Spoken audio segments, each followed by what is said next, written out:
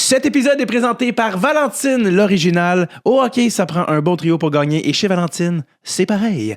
Leur steamé, leur frites fraîches et leur poutine dominent le jeu depuis 1979. On se rappelle qu'il a gagné la Coupe en 79. Une chaîne d'ici qui connaît ses classiques. Pour ton prochain trio gagnant, passe les voir. J'espère que vous allez bien, les amis. Ben oui, by the way, je sors du... on a un nouveau partenariat avec Valentine, duquel on est très, très, très content, très excité. C'est comme une nouvelle étape dans le truc, dans l'épopée, dis-je, de Red Sur Tape. Donc, je prends un moment juste pour remercier. C'est pas dans la pub, mais pour remercier Valentine de la confiance. C'est une super belle étape pour Red Sur Tape dans l'espèce de continuité de notre aventure. Donc, merci énormément à Valentine. Les restaurants, by the way, là, je sais pas s'il y en a qui pensaient que je parlais d'une fille random qui s'appelle Valentine qui commanditera un podcast. Donc, anyway, j'espère que vous allez bien, les amis. David Bocage, très heureux de vous retrouver au micro de Dread Sur le Tape cette semaine pour un autre épisode magnificium. C'est un épisode avec un gars que je ne connaissais pas beaucoup. Juste avant que j'arrive d'ailleurs à vous parler de l'invité d'aujourd'hui, parce que je vous le rappelle, parce que je vais l'oublier, je le sais. Je vous l'ai sûrement déjà dit. Peut-être l'avez-vous entendu, c'est votre dernière chance de voir mon spectacle en live si vous ne l'avez pas encore vu, les amis. Il reste quelques dates au moment où ceci sort. Je pense qu'il reste 6 ou 7 dates à la tournée. Et surtout, si vous êtes dans la grande région de Montréal, ça se termine, ça culmine, je devrais dire, au Club Soda où tout a commencé l'an dernier, le 8 avril. Donc, dernier spectacle de la tournée Super Normal, 8 avril au Club Soda. Dépêchez-vous, les amis, au moment où j'enregistre ceci, donc 2 semaines avant la sortie publique de l'épisode, la vente des billets va très, très bon train. Donc, le show va être sold out, ultimement, ça c'est sûr, c'est juste une question de temps. Donc, si vous avez le goût de voir ou revoir, parce qu'il y a beaucoup d'affaires dans ce show-là, et des fois, c'est dit crème. Donc, davidbocage.com, les amis. Témiscouata, Rimouski également, Drummondville, Latuc. Dépêchez-vous, ce sont les derniers arrêts de Super Normal. Tous les billets au davidbocage.com. Comme je disais, Sébastien, ben oui, c'est des parenthèses. Pas Sébastien, non, j'ai pas reçu l'ancien animateur de La Fureur puis de l'émission Pyramide, Simon Benoît, défenseur costaud des Maple Leafs de Toronto, que j'ai reçu, ça va mais pas terminer devant le micro, Dave, que j'ai reçu l'été dernier au podcast. Il est passé chez moi le 29 août 2025. Oui, littéralement chez moi, où le studio Dread Sur le Tape se trouvait. Le mot studio est peut-être un peu fort, peut-être qu'il serait un petit peu insulté d'être utilisé dans ce contexte, mais c'est ce qui agit comme studio. C'est chaleureux. Et les gens sont toujours en train de me demander comment on ferme la porte de tes toilettes. Je suis comme, non, j'irai pas checker. Toujours bizarre de dire ça à des gens que tu connais pas tant que ça. Simon Benoît, super sympathique, super gentil, qui est passé au podcast, tellement smart. Un gars qui n'a pas été repêché, qui a vraiment, je cherche le mot en français, tracé son chemin jusqu'à la Ligue nationale de hockey, qui est devenu un défenseur à temps plein, extrêmement respectable. Peut-être au moment où il y a des rumeurs là, qui étaient échangées, qui allaient se faire peut-être échanger à la date limite des échanges, donc peut-être au moment que l'épisode est diffusé, il a changé d'équipe. Who knows? En tous les cas, au moment d'enregistrer, il jouait, dis-je, pour les Maple Leafs de Toronto. Super sympathique gaillard qui est passé chez nous, qui est arrivé ici avec je pense qu'on en parle, je m'en souviens plus au début, mais un pick-up et un trailer. Parking impossible dans la Côte des Neiges, bref. Il était zéro bordé de ça. C'était super. C'était l'inverse de Marc-Antoine Godin. Qui était absolument furax au début d'un podcast à cause du parking. Simon était comme, yeah, fucking right, party, man. Super bon épisode, il nous parle de plein d'affaires. Comment il est devenu le barista personnel de Austin Matthews. Oui, des tatous qu'il a fait dans le contexte d'initiation, je pense, de hockey. Ceux qui regrettent pas. Et tout son parcours, c'est vraiment, vraiment fascinant. Des gars qui méritent ce qui leur arrive. Donc, c'est super. Je l'ai dit, 29 août 2025, je le répète, est la date à laquelle il est passé pour le podcast. Je pense que c'est tout. Je pense qu'on est rendu. Je pense que c'est assez. Wrap it up, Dave, que vous dites dans votre tête depuis déjà un certain moment. Les amis, si vous ne l'avez jamais rencontré, je suis très fier de vous présenter Monsieur Simon et non, Sébastien Benoît.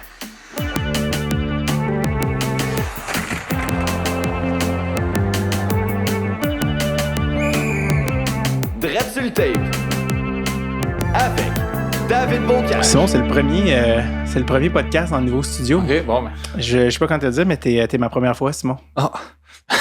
Merci. La première fois, c'était avec un gars des Leafs. C'est ça. Merci pour vrai de faire ça. Ça a été peut-être l'épopée parking la plus notoire de l'histoire du podcast. Ouais, j'ai fait un peu le tour. J'étais allé voir même Brébeuf. Je me assez par le gars de stationnement. Il voulait pas. Ah non, ok. Non, il voulait pas. Ah non! Non. Fait que. Dis donc exactement qu'est-ce que tu avais sous la main qui était si difficile à parker dans le Disons que Côte-des-Neiges? j'ai un gros Chevrolet avec une plonge boîte pick-up avec un petit U-Haul de 8 pieds de long. Quand je comptais, je devais faire 45 pieds de long. C'est dur ça, parker avec une Focus dans la Côte-des-Neiges. Ah ouais, non, dans le temps, j'avais une. Dans le temps, ma blonde, elle avait une Yaris. Ça va bien, là. Hatchback, mais là, avec le pick-up, c'est plus du zigonage. Le fait que t'ajoutes un trailer à ça, ça a un petit défi pas plate. Là. Ouais. J'avais une place assez longue. J'ai essayé de faire un parallèle avec un trailer. Ça n'a pas marché. J'ai fini en épingle, puis boucher les deux artères de la rue. Le monde n'était pas content. Où ça, à Montréal? Juste ici, en haut, Brébeuf. Ouais. Ah ouais? En fait, il y avait une place assez longue. J'ai essayé de me mettre en parallèle, mais avec un trailer, c'est pas évident, parce que tu vas à un bord, le trailer va de l'autre bord. Ouais. Il me manquait un pied. Colin. Mais. Le monsieur, en plus j'ai failli dire va voir Brébeuf, le monsieur. Ouais, non, il voulait pas. Il voulait rien savoir. Qu'est-ce qu'il dit? J'ai même mis de la sauce. J'ai dit, ça fait 1 heure que c'est de me parquer. Je dois essayer d'ici pour 15 minutes. Il dit, je peux pas faire ça. Ah, okay. Ben, c'est parce que. Dans le sens qu'il voulait pas. C'est parce que c'est. Parce que t'aurais payé, c'est ça? Oui, j'ai dit j'aurais payé, mais c'est juste que lui, il vend juste la place au monde qui utilise le building. Il vend pas la place à quelqu'un d'autre. Ok, je comprends. Il dit, j'ai des étudiants qui ont payé toute l'année pour être parqués ici. Ben, je comprends. Dis-moi, je suis un étudiant du jeu, monsieur. Du jeu de la vie. Et toi, c'est où? Jusqu'où t'as été à l'école? J'ai été au cégep. Dans le fond, quand on jouait junior, nous autres, on devait aller à l'école. Sinon, on n'était pas payé. Ah ouais, ok. Mais c'est pas des grosses payes, là, mais. 50$? Genre, par semaine. Ouais. Fait que j'étais allé au collège de Shawinigan, puis j'étais en sciences nature. Puis là, j'ai fini par jouer à la Ligue américaine, j'ai pas fini mon cégep, mais je l'ai fini dans la Ligue américaine. Fait que j'ai pris quelques cours à distance pour être capable d'avoir mon diplôme. Sinon, je perdais comme tous mes crédits. Puis j'avais pas le goût de faire, c'est quoi le cours de biologie encore? Ça me tentait pas. Fait que j'ai tout fini mes crédits, puis là, j'ai un diplôme quand même du cégep. T'as un DEC? Ouais. Wow. C'est comme ça que ça s'appelle? Ouais, un DEC, ouais. Ouais, un DEC, ouais. Un diplôme d'études collégiales. Exactement. Pour les gens qui connaissent pas, t'es un joueur des Maple Leafs de Toronto, défenseur, numéro 2. Oui. Puis je dis pour les gens, c'est vraiment pour Alex qui est juste là, qui s'occupe des caméras. Merci. Merci. Quand t'es Québécois puis que tu joues pour les Leafs, quand tu reviens l'été, comment les gens... Ça... Me fais pas geler. Mais le monde me reconnaît pas. Fait ouais, que, c'est ça. Non. T'es plus discret. À Toronto, je me fais reconnaître souvent. Ouais? Ouais. Mais à Montréal, ça arrive quelques fois. Puis ça t'attend juste... Go, let's go! Ah ouais, hein? Tu sais, mais moi, je suis comme leur ennemi, veux pas, là. Mm-hmm. Tu sais, ou quand le plus drôle, c'est quand t'as quelqu'un qui me tombe, un de mes amis, qui font longtemps que t'as pas vu. Ah, je vote pour toi, mais j'aime pas les livres à chaque fois. C'est tout le temps le même commentaire. Faut qu'il te le dise. Faut qu'il me le dise tout le temps. Quand t'es grandi à Montréal, tu t'y attends. C'est comment d'être jouer pour les Leafs à Toronto, tu dis que tu te fais reconnaître, mais d'être Québécois. Est-ce que les gens, il y a un... Ah, t'as grandi sur les Canadiens, mais t'es pour nous. Y a-tu un rapport différent? Oui, puis non. Je veux dire, là, c'est sûr qu'en ce moment, je veux dire, je suis all-in pour Toronto. Je veux dire, tu joues pour eux. Je joue pour eux autres. Je vais tout faire pour eux autres. Puis les fans sont vraiment le fun avec moi. Pour moi, c'est good. Je bleed blue, là. Tu sais, je shine bleu. Fait que. All good. Je pense pas qu'ils regardent à mon antécédent. Là. Non, c'est ça. J'ai pas de casier judiciaire. T'es antécédent. On voit que t'es né à Laval. J'aime pas ce que je lis. Non, je te demandais parce que j'ai vu un podcast récemment où Raymond Bourque, il disait que quand il revenait l'été, quand il jouait pour les Bruins, puis il se pognait en playoff, il était comme, c'était tout le temps, je me faisais chirper non-stop tout l'été. Mais c'est pas ton cas. Est-ce que tu fais? Je retourne quasiment. Je retourne chez mes parents à Laval, c'est tout. Je passe pas de temps à Laval, je me fais pas chirper. Peut-être que je me ferais chirper, mais non, à date, c'est correct. Quand t'es tombé agent libre, puis que t'as signé avec les Leafs, c'était un choix. Tu n'as pas été repêché ou échangé à eux. Un choix forcé, mais un choix forcé. Un choix de signer avec les Leafs, mais un choix forcé d'être agent libre. Là. Oui, parce qu'à la fin, ils m'ont pas qualifié. Donc, quand les Ducks t'ont laissé aller, tu avais le choix de signer avec tout le monde. Tu as eu la chance de signer avec les Leafs. Tu as signé avec les Leafs. Est-ce que, comme Québécois qui a grandi sur les Canadiens, jouer pour les Leafs, c'était comme, t'as hésité, genre, ouais, mais je peux-tu faire ça? T'sais, est-ce que ça a joué dans ton cœur ou non, vu que c'est une business? Ça reste une business, puis il fallait que c'est mon gang-pain. Fait que je me trouve un job. Ça a été long cet été-là. Écoute, j'ai signé le 28 août, me semble. On est le 28 août. Oui, exactement. C'était un long été. Je venais de m'acheter ma maison justement à Montréal. Fait que mon compte à banque était rouge. Fait que, donc, j'ai eu le choix puis pas le choix en même temps. Ouais. Mais tout a bien tombé pour moi. Je veux dire, j'ai une bonne année avec eux autres. Ils ont voulu me signer pour ça pour un 3 ans. Puis je peux pas être plus content que ça. Là. La première année, c'était One Way ou Two Way? One Way. Déjà? Ouais, Okay. One Way, mais j'ai commencé dans la ligne américaine quand même. OK. Ouais. Parce que je te demandais, parce que j'ai parlé, il y a des joueurs québécois dans la Ligue nationale qui m'ont déjà dit qu'ils avaient plus d'argent à faire par Toronto, puis ils sont comme, je peux pas y aller. Mais c'est sûr que tu as une c'est certaine un pression. Mais Toronto, on les traitait aux petits oignons, on va dire. C'est une organisation A1. Je veux dire, on les traite aux petits oignons. On va dire, là, on manque pas de bouffe, on manque de rien. Mais c'est sûr que ça vient avec une certaine pression. On va dire, ils veulent gagner la coupe, on veut gagner la coupe. Ça fait longtemps qu'on ne l'a pas gagné. C'est sûr que cette pression-là. Ouais, c'est ça. Je t'ai juste invité pour te tuer. Mais c'est sûr qu'on est au courant de ça. Puis il y a une pression médiatique, une pression des fans. Puis surtout dans les dernières années, on la ressent encore plus. Mais des fois, ça fait peur à certains joueurs, surtout des gros noms. On va dire, moi, ils s'attendent pas que je score des goals. J'en score un, ils sont bien contents. Mais je suis pas là pour ça. Fait que sûr, de ce point-là, j'ai moins de pression que le numéro 34. Ouais. Lui, c'est d'autres choses. Lui, il faut qu'il produise. Ouais. C'est cette pression-là, peut-être certains joueurs n'aiment pas, qui est tout à fait correct. Je pense, pour moi, ça absolument. Est-ce que tu t'es déjà promené avec Austin à Toronto dans les rues? Non, mais c'est sûr que lui, tout le monde sait c'est qui. Il marche, puis tout le monde sait qui, puis ça doit être, comment je peux dire ça, c'est un différent type de vie pour lui. Là. Moi, je marche, je sais pas si le monde m'achète pas trop, mais lui, c'est la vedette. Là. T'es comme un défenseur de quoi, deuxième, troisième paire à Toronto, puis lui, il est la face de la franchise. Depuis, c'est la différence entre... Non, c'est sûr que pour lui, c'est différent, mais je sais, j'ai jamais été dans ses souliers, puis sa route, quand on est avec, il se reconnaît de sa route. Partout où est-ce que tu vas, à travers les États-Unis, à travers le Canada, il se reconnaît. Mais apparemment qu'avec Austin, de ce que j'ai cru comprendre, je vais juste te donner un mot-clé, barista. Qu'est-ce qui se passe? C'est quoi votre relation? Ouais, ben ça a commencé que j'aime bien le café. Genre, je parle vite, puis j'étais un peu hyperactif, puis en plus je bois du café. Mais j'aime bien le café dans les dernières années. On dirait que je me suis un peu approfondi dans mon savoir de café. Et puis, j'ai commencé à l'amener sur la route. Dans le fond, je me suis acheté une machine que je peux voyager avec moi dans l'avion. Ouais, portative. Qui fait des bons cafés. Mais pas juste un café, un flat white. Puis, parce que là, t'es un connoisseur maintenant. Un connoisseur. Rien de moins qu'un flat white. Ouais, non, c'est ça, juste un flat white. Je peux pas rien prendre d'autre, puis je juge le café en fonction de leur flat white. Avec quel lait tu utilises? Du 3.8. Moi, j'aime bien le 3.8. OK. Ça mousse mieux, c'est un peu plus gras. Oui, c'est juste meilleur. Mais, fait que là, c'est ça. Fait que là, quand j'avais ma machine, ça partit que il m'a demandé un café, fait que j'avais dit oui, puis il a scoré cette game-là. Il veut pas, les joueurs de hockey, on est bien superstitieux. Fait que ça, il avait aimé sa game, I guess. Fait que là, j'étais obligé de faire. J'étais obligé, mais moi, je peux y faire un café à chaque game, puis là, je fais tout un café. Puis ça, c'est resté encore à ce jour? C'est resté, mais tu sais, ça n'a pas commencé au début de l'année, ça a commencé juste avant les séries. Puis après, on a continué ça dans les séries.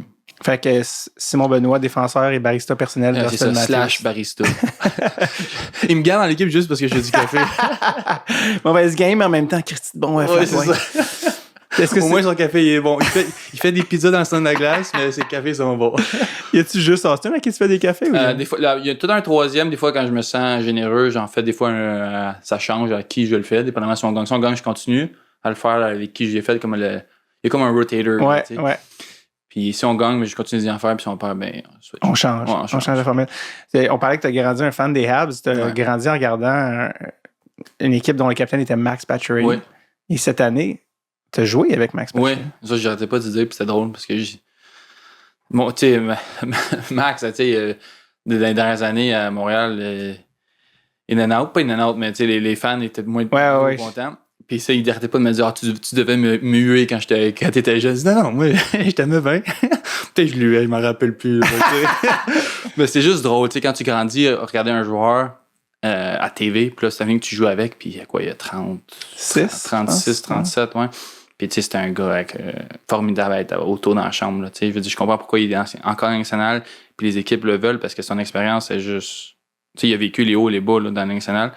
Puis son expérience, il sort par les oreilles. Là, puis c'est un super de bon Jack. Puis autour de la table de poker, il m'a volé un peu de cash. Ouais? Ouais. Bon joueur de poker. Il y a eu tout. Il y a eu Non, il est pas bon, mais. Il est pas bon, mais. Mais ça y est, ça marche, ces affaires. Parce qu'il y a eu des grosses séries, Max Pacioretty. Ouais. C'est comme remis sa map. Ouais. Il est devenu un gars qui frappait, qui forecheckait. T'es comment? Il fait ce qu'il faut. Ben, tu sais, c'est ça que je disais. Tu sais, je disais à Montréal, tu jouais pas de même. Mais tu sais, à Montréal, il y avait un autre type de job. Tu sais, c'était plus une identité du scoreur. Il fallait qu'il score.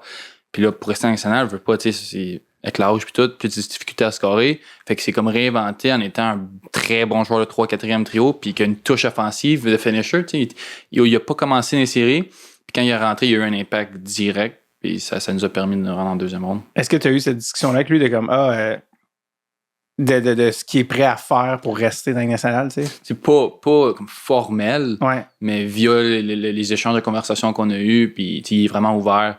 Tu sais, des fois, comme il dit, quand le jeu change, tu sais, à travers les années, le jeu change, puis ça évolue. Puis il y a certains aspects que certaines années, les équipes cherchent plus, ici, vers ça. Puis quand tu veux rester en national longtemps, mais des fois, il faut que tu changes un peu ta manière de jouer. Tu sais, moi, j'ai une manière de jouer très simple. Même si je dis demain matin, je commence à faire 50 buts. Je pense pas que je vais y arriver, mais il faut juste que tu trouves ta chaise, puis il faut que tu sois le meilleur dans ta chaise possible dans une équipe. Mm-hmm. Est-ce que tu es surpris on est 28-29 fois, est-ce que tu es surpris qu'à ce stade-ci, Max n'a pas de contrat dans la Ligue nationale? Non, mais lui, à son âge, pas à son âge, mais où est-ce qu'il est dans sa carrière, il n'est pas pressé de signer un contrat. Fait que lui, je pense qu'il va juste probablement attendre, voir le meilleur scénario possible pour lui. Parce qu'il est encore à la recherche de sa coupe. Ouais. Fait que je pense qu'il attend juste d'avoir le meilleur scénario possible pour se donner une chance de gagner. De magasiner comme il faut. Ouais. Oh, petite pause, les amis. Première pause de cet épisode pour que je vous présente un nouveau segment présenté par Valentine et j'ai nommé Les Originaux Valentine. Absolument, c'est un segment dans lequel je serai complètement moi-même et que je vous présenterai un fun fact de hockey, que ce soit une première historique ou un événement hors du commun relié au hockey, c'est-à-dire ce que je ferais d'une manière ou d'une autre. Mais dans ce cas-ci, ça vous est présenté par Valentine. On en fait un segment en tant que tel. C'est un petit peu un petit bacon, un petit bout de bacon, un petit chip de bacon qui vient ajouter un petit peu de croustillant, là, qui vient gratiner l'épisode. Alors, très content d'inaugurer, dis-je, ce segment aujourd'hui avec vous, les originaux Valentine. Et je me suis laissé inspirer par l'ambiance olympique au moment d'enregistrer ça. Des fois, ça va être plus en lien avec l'invité, des fois pas du tout. Là, j'y allais vraiment avec le timing, c'est-à-dire les Olympiques qui ont été absolument... Ben là, au moment où ça sort public, sont sortis. Mais au moment où j'enregistre, on est en plein dans les quelques jours avant que ça débute et je suis absolument high on life. Je trouve ça grisant. Et donc, je me suis inspiré de ça pour le premier original Valentine ever de Dread sur le tape. Et j'ai nommé quelque chose qui s'est passé en 2002 à Salt Lake City, les Olympiques d'hiver. Peut-être que certains ont entendu parler, peut-être en détail, moins ou d'autres. La personne qui était en charge de faire la glace, de s'occuper de la glace de Salt Lake City, qui recevait les Olympiques en 2002, était un Canadien. Et il avait, à l'insu de tous, mis un porte-bonheur, un loonie, c'est-à-dire une pièce de $1 canadien, au centre de la glace, donc en dessous du point de mise au jeu, sur lequel il avait arrosé et fait, avec quelques pouces plus haut, la glace, quelques pouces de glace. Et ça a été un vrai porte-bonheur canadien, parce que non seulement l'équipe olympique masculine, mais également féminine, les deux ont remporté l'or. C'est un gars de Edmonton qui s'appelle Trent Evans, qui était le responsable. D'ailleurs, il a réalisé plus tard que le loonie en question datait de 1987. Hasard, peut-être, mais s'il en est un, quel incroyable hasard, parce que 1987 est l'année de la Coupe Canada, 87, dans laquelle jouaient sur la même ligne deux des meilleurs joueurs de tous les temps, Wayne Gretzky et Mario Lemieux, qui en 2002, Wayne Gretzky était le directeur gérant de l'équipe et Mario le capitaine, les deux menant une fois de plus à bon port l'équipe canadienne avec une médaille d'or, la première en 50 ans aux Olympiques en 2002. La médaille des femmes, la médaille d'or, le match de la médaille d'or des femmes avait lieu 3 jours avant celle des hommes. Et ça s'était su juste à l'intérieur, mais Trent Evans l'avait dit à quelques personnes bien gardées de Team Canada qui avaient mis ce porte-bonheur-là, question de les motiver, des Wayne Gretzky de ce monde, ça, dans les hautes sphères de l'équipe. Et ça s'était aussi rendu aux filles. Donc, après la victoire des femmes canadiennes sur la glace, Danielle Goyette, la Québécoise qui faisait partie de l'équipe, est allée embrasser le centre de la glace, ce à quoi Hayley Wickenheiser, légende du hockey féminin canadien et hockey féminin en général, lui a dit « Danielle, faut pas que personne sache. » tasse-toi du centre de la glace. Il ne faut pas que personne suspecte rien.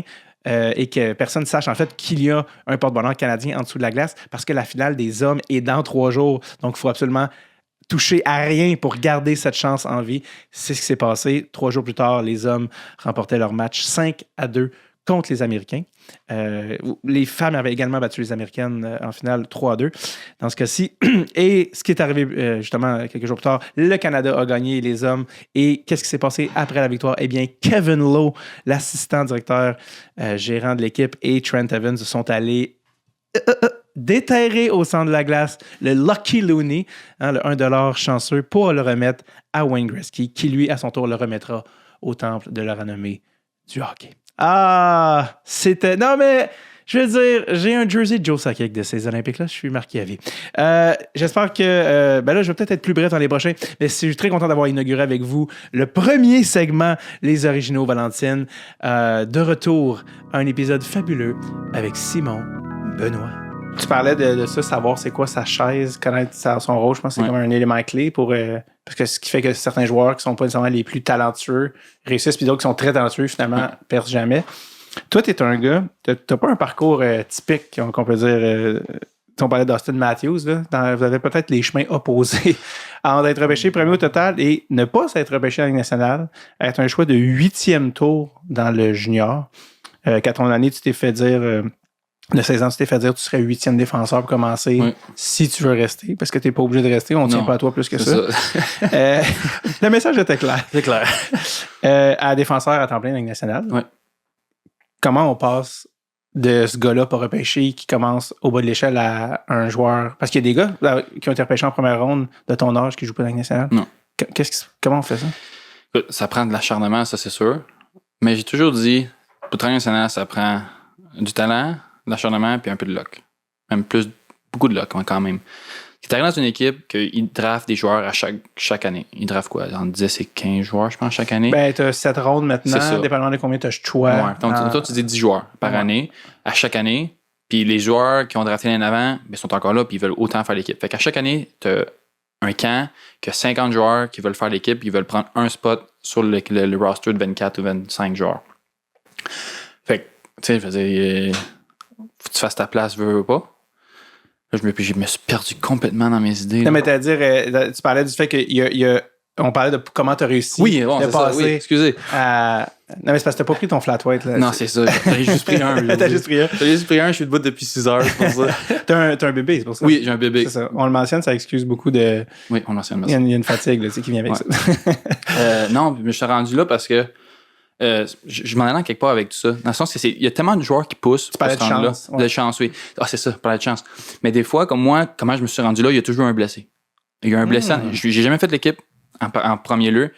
Puis il y a un blessé, soit au début de la saison ou pendant le camp, qui m'a permis la chance de jouer un match. Mais à ce match-là, je devais performer. Puis j'ai jamais comme hésité. Je me dis, c'est ma chance, il faut que je la prenne. Puis j'ai juste saisi l'opportunité.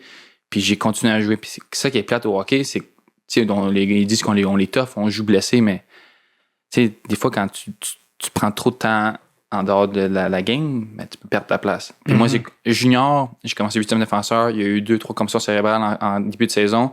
J'ai joué, mais j'ai gardé ma place par après parce que j'ai montré ce que j'étais capable de faire. Finalement, ils m'aimaient, puis ils ont fini par échanger les autres joueurs que j'avais pris leur place. Même affaire dans la ligne américaine. Quand j'ai commencé la ligne américaine, j'étais même pas censé commencer, je pense, le premier match, puis il y avait un problème de vétérans. Finalement, ils ont dû sortir un gars, puis moi, j'étais pas un vétéran, fait que je pouvais jouer parce que tu as un certain nombre de vétérans que tu peux avoir dans l'alignement. Ouais. J'ai joué, ils ont aimé ma game, ils ont continué à me faire jouer, puis j'ai pas ressorti du line-up. Même affaire nationale. Il y a eu un blessé, j'ai pris ma chance, puis j'ai continué à jouer. Fait que vraiment, le malheur des uns fait le bonheur des autres. Ouais, malheureusement, mais ça fait partie de la job. Puis, tu sais, quand tu es en compétition avec d'autres mondes, tu sais, comme je donne tout le temps l'exemple de Josh Murray. On avait la même âge, on arrivait en même temps. Lui a joué ses matchs avant moi, mais c'était mon buddy, puis on se compétitionnait un contre l'autre. Mais moi, je veux faire ma job, lui veut faire sa job. Fait que c'est spécial.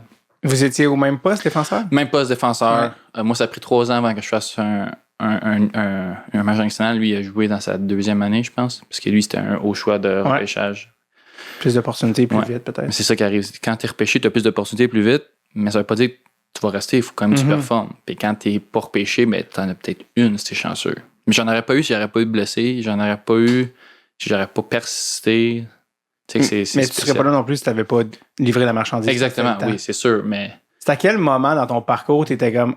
Parce que tu sais, quand tu es dans le junior, 8e défenseur, 16 ans, est-ce qu'à ce moment-là, toi, tu disais, 17 ans. 17 ans? Ouais. Ah, encore pire. Ouais, puis Est-ce que est-ce que tu te disais à ce moment-là, ah non, moi, je jouerai jamais dans la Ligue nationale, je le sais, je vais faire ce que je peux, ou toi, tu avais encore les yeux sur la Ligue nationale? c'est sûr que t'espères toujours. Tu sais Ouais. jamais qu'est-ce qui peut arriver. Mais c'est sûr que elle était un peu plus loin, le rêve, là. Ouais. Tu sais, je dormais vraiment profond, là. Mais non, je pense que j'ai jamais vraiment abandonné. Quand j'étais rendu junior, je pense que j'avais plus de comment je peux dire ça? Quand j'étais arrivé junior, je me suis dit, genre, j'ai peut-être vraiment une chance. Parce que, dans le fond, moi, je me suis fait couper aussi midget 3, midget espoir. J'étais joué midget 2A. Là, ça, je pensais que j'étais le fond. Je me suis dit, bon, mais c'est fini. J'avais signé avec Collège Saint-Laurent.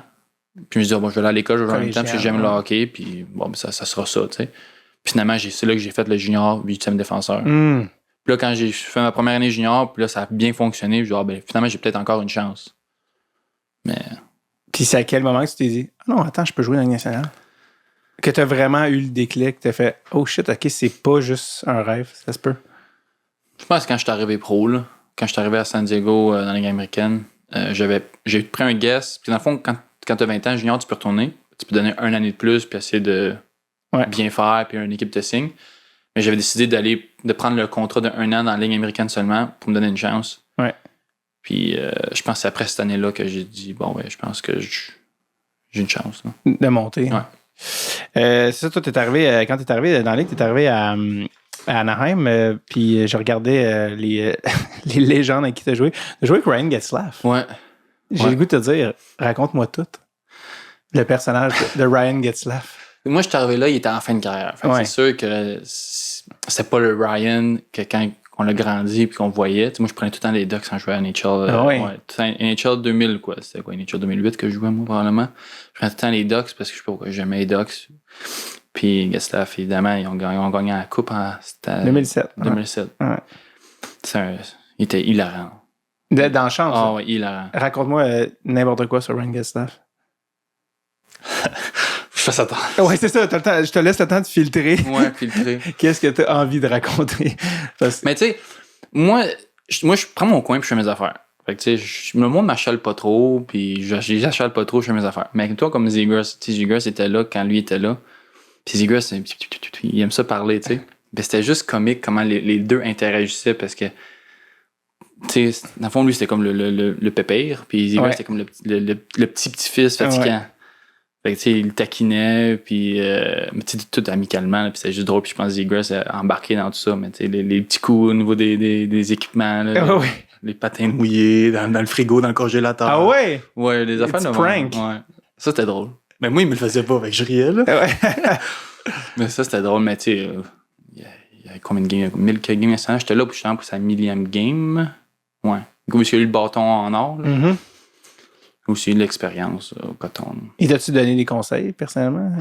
Lui, il avait juste dit have fun. Trust yourself, have fun. That's it. La seule affaire qu'il m'a dit. Mm. Puis j'ai essayé son affaire de pas mettre de tape sur ma palette. Ça marchait pas. Lui, Lui, il le faisait. Il arrivait au camp, quasiment pas pratiquer de l'été, mettait pas de tape sur sa palette, puis ça repartait comme si de rien n'était. Apparemment que lui, c'est un des derniers qui laissait son stock à Anaheim, qui s'en retournait à la maison, qui revenait genre au camp d'entraînement. Débile. Il partait, là. Il prenait juste ses bâtons de golf, là. Ça allait jouer. Il revenait genre 2 jours avant le camp. Puis il repartait. Pas de tape sur sa palette. Puis comme si de rien, comme s'il avait pratiqué tout l'été. Ah, le talent. C'est comme un vieux talent perdu. Aujourd'hui, tu peux plus faire ça, là. Non. Tu peux plus. Moi, je fais ça. Je fais une crise cardiaque sur la glace. Ouais. Deuxièmement, je patine 2 pieds gauche. Tu sais, on est tellement, genre, runné à s'entraîner tout le temps, puis tout le temps être sa coche, que dès que tu prends 3 jours off, t'es comme, ouf. Ouais. Puis capable. C'était bien, tu peux approcher le micro une petite coche encore plus. Ouais. Tu peux le monter, il bouge comme tu veux. Parce